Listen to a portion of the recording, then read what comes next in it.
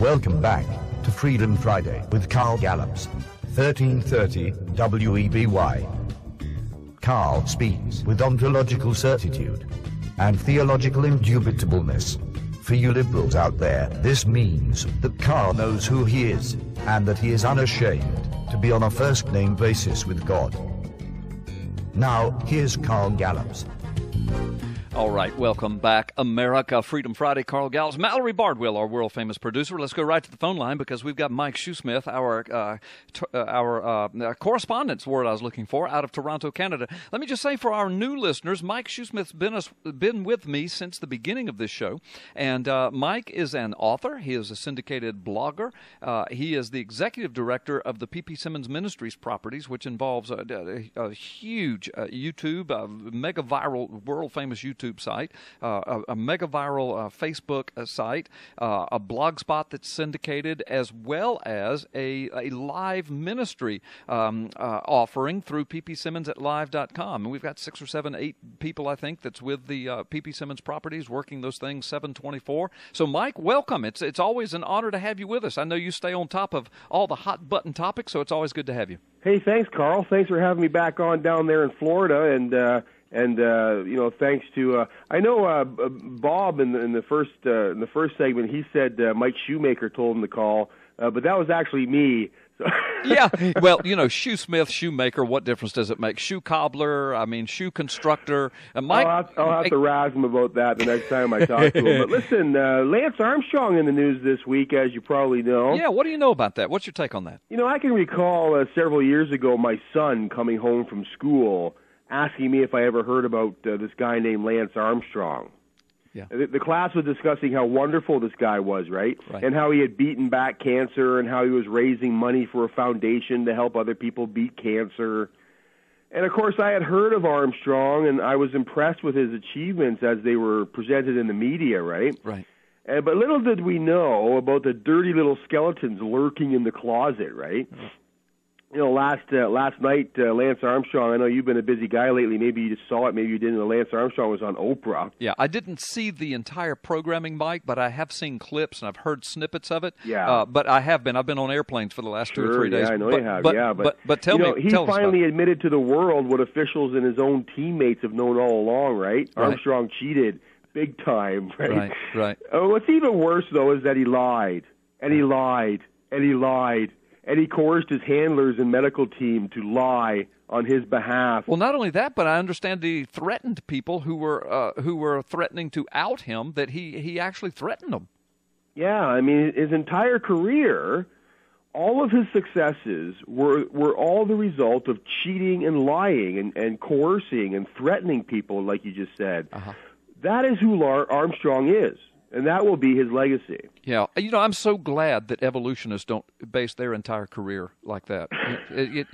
On lies and fraud and hoaxes. I didn't mean to turn a corner on you like that. It's just when you were describing his career as based upon lies and frauds and hoaxes and manipulation, immediately I thought of the evolution community. But anyway, go ahead. Back to Lance Armstrong. Well, it's almost like you've been reading my notes here, because Armstrong is also an atheist.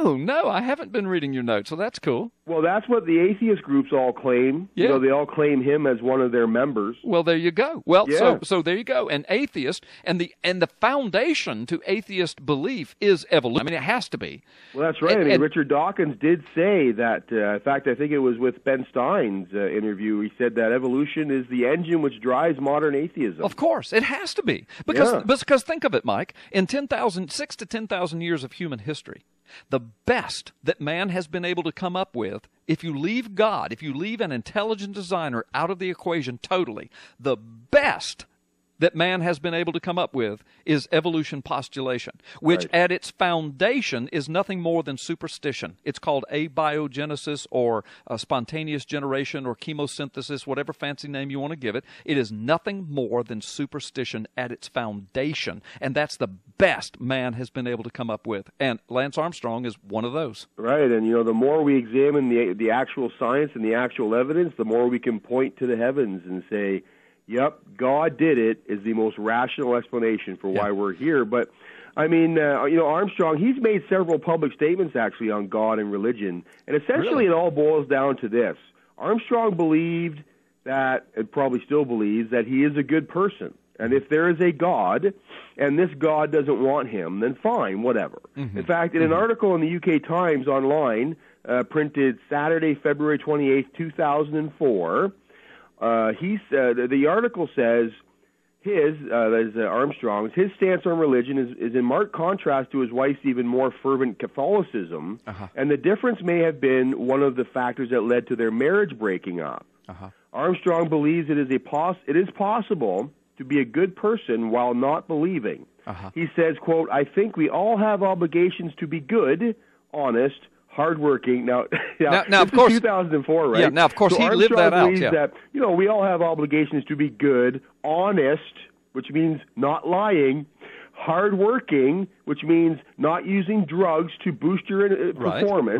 Right. Caring and compassionate, he says. Which means not threatening people who know the truth. Yeah, and he goes on to say, you have to try, and it won't always be easy, but you try your best. I do not believe that because you are not prepared to submit yourself to a God or a higher being, that when you get to the end of the road, you will be sent down. I'm not prepared to believe that. But I'm not prepared to believe that. Oh, well, then that does away with God then, since he's not prepared. That was then, 2004. Right. This is now. Right. Armstrong is not a good person.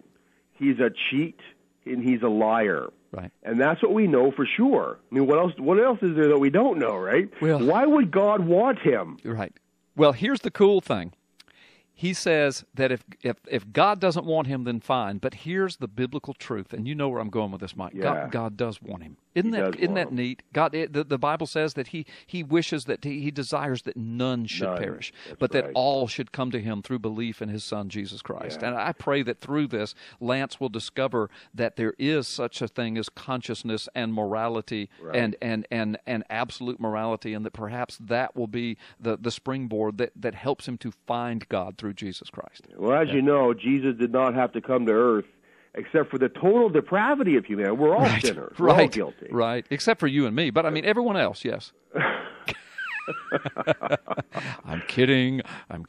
No, well, we are utterly incapable of being good. Well, look, and Lance Armstrong, what he's done and his life, look, watch this, Mike. Now, just jump in here with me, Mike. But to me, this is a character study in atheism and evolution, because what happens is when that's your foundation, all right, there's no God, therefore there's no absolute morality, therefore there's no accountability, therefore there are no eternal consequences. Therefore, this life is all you get. Therefore, if I want to lie, cheat, steal, kill, manipulate, bully, harass, threaten in order to get ahead, what's wrong with that, and who is ultimately to stop me, especially on an eternal scale? So why should we be surprised that someone who is an avowed atheist and evolutionist would operate his life in this manner? Why should we be surprised, Mike?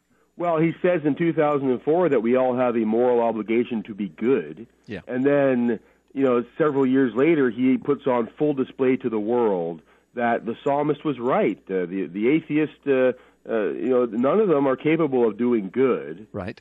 Or rather, in fact, to be good at all. They've all done wickedly and evil. Right. And Jesus died for these people, but that is step one. When he sat in front of Oprah and he said to the world, "Look, I'm not a good man. I'm a cheat and I'm a liar." That's step one. Step two is admitting that we can't fix or save ourselves. Right. Jesus died for the sins of the world. This is true. But the resurrection of Jesus gives us power, the power of the resurrection, the ability to be called the Son of God. Right, and the resurrection is also proof to the world that he is the Lord and the only one able to give us life. Right. I mean, he raised himself from the dead. Right. And the calendars of the world were changed to mark the Christ event. But anyway, go ahead. And, when he walked away from the grave, he opened up the adoption agency so that anyone can be adopted out of the family of God of this world. Jesus called Satan the God of this world. Yes, he did. And we can be adopted out of that family and into God's family without being good enough, without works, without faults. It is then and only then that we are truly given a new life, a new name, and a new identity. I don't know what Lance Armstrong was hoping to get from Oprah. He's hoping to get a new start, a fresh start, perhaps with with the the sporting community. Yeah, well, look, instead of bowing his knee to Jesus, he bowed his knee to Oprah. Well, that's just it, eh? You know, the Jesus, the we Jesus can only of the world. hope. It's only through adoption that we're truly saved and born again. And we can only hope and pray that Lance Armstrong will, do step number 2. Yeah. But no, it doesn't look like he's headed in that direction. But hey, you know what? Yeah. The hounds of heaven could easily chomp at his heels and and force Lance Armstrong into the right area here. Absolutely. Listen, Mike, we got to take our first time out. When we come back, folks, more of Mike Shoesmith. You are listening to Freedom Friday with Carl Gallups. Call up and talk to Mallory Bardwell, our world-famous producer. Hey, and if you want to get on the air with me and or Mike, if you want to agree, disagree, add to, comment on what we are talking about. If you have a question for Mike Shoesmith, call up 623-1330, area code 850, or you can just sit back and listen, whichever one you want to do. We'll be right back after this quick timeout.